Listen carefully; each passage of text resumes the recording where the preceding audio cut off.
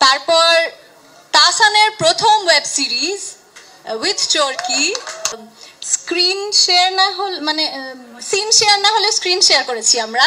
So আপনাদের সাথে আমি প্রথম ট্রেলারটা দেখলাম and I was blown away. আমার খুব ভালো লেগেছে, আমি নিজে কাজ করেছি বলে না, ট্রেলারটা আমি প্রথম দেখলাম তো আমার first reaction I was blown away. আমি জানি না পুরো গল্পটা সবার কেমন লাগবে।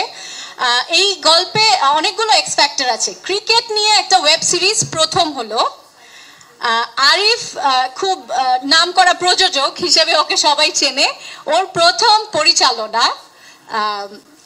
তারপর তাসানের প্রথম ওয়েব সিরিজ উইথ চরকি, তারপরে আমার আর অর্ষার অনেকতম ওয়েব সিরিজ, বাট আমাদের স্ক্রিন শেয়ার না হল মানে সিন শেয়ার না হলে স্ক্রিন শেয়ার করেছি আমরা। অনেকদিন পর মনোজের সাথে কাজ করেছি, মিমের সাথে, সবার সাথে, মানে অনেকের সাথেই অনেক ইটস মানে অনসম্বল কাস্টিং, তো অনেকে একসঙ্গে সবাই মিলে কাজ করেছি।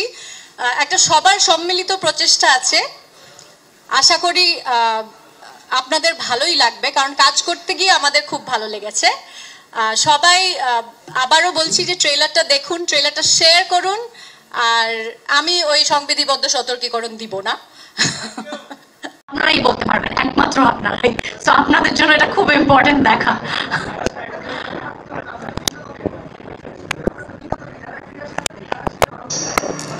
আমি আসলে স্পয়লার দিতে চাই না, তবে তার মধ্যে অনেক লেয়ার্স আছে, সেটা আপনারা দেখলে বুঝতে পারবেন।